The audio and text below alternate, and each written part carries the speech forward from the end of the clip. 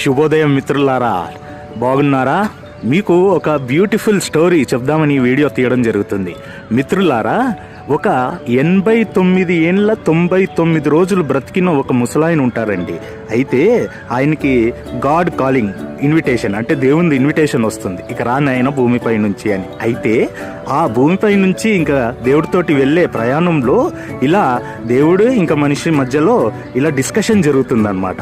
దేవుడు అడుగుతాడు, ఏమయ్యా పెద్ద ఆయన, భూమిపైన 89 ఏండ్ల 99 రోజులు బ్రతకావు కదా, ఎలా బ్రతికావు, అంతా ఓకేనా, హ్యాపీయేనా అని అడుగుతాడు. అప్పుడు ఈ ముసలాయన అంటాడు, ఏం స్వామి, 89 ఏండ్లు 99 రోజులు బ్రతికినట్లే, కానీ ఏ రోజున నేను నా గురించి బ్రతికినట్లు నాకు అనిపించట్లేదు, నేను నా వాళ్ళ గురించి బ్రతికినట్లు అనిపించట్లేదు, ఇదేం జీవితం రా నాయన. అయితే డబ్బు లేదా అంటే డబ్బు కోట్లల్లో ఉండింది, కానీ నా దగ్గర ఉన్న జబ్బేంట్రా అంటే పీసినాస్తనం.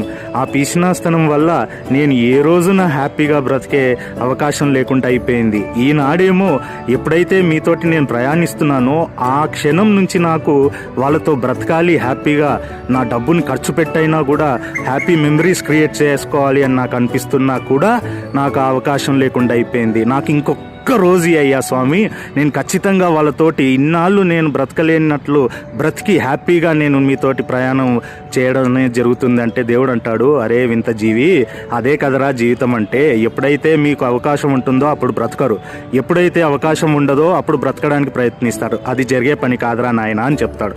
అప్పుడు దేవుడితో ఈయన చెప్పడం అంటాడు, సరే నేనైతే ఇలా నాశనం అయిపోయాను, మరి అట్లీస్ట్ మిగతా వాళ్ళకన్నా ఇది చెప్పే అవకాశం ఉంటుందా అంటే అది ఉండదయ్యా, దాన్నే జీవితం అంటారు. కాబట్టి ఎవడైతే బ్రతుకుతున్నాడో భూమిపైన అది అర్థం చేసుకొని బ్రతకడానికి ప్రయత్నించాలి, దాని తప్ప చేసేది ఏముండదు అని దేవుడు అనడం అనేది జరుగుతుంది. కాబట్టి మిత్రులారా, మనము భూమిపైన ఉన్నంత కాలం పీసినాస్తనంని పక్కన పెట్టి డబ్బు అనేదే కాకుండా ఆ డబ్బు జబ్బు చేసుకోకుండా హ్యాపీగా బ్రతికి మెమరీస్ క్రియేట్ చేసుకొని మనం భూమిని వదిలిన నాడు ఎలాంటి ఇబ్బందులకి గురి కావద్దని ఆశిస్తూ హ్యాపీగా మనం ఈ భూమి వదిలి వెళ్ళాలి అని ఆశిస్తూ ఇట్లు మీ శంకర్ నారాయణ ఉంటానండి.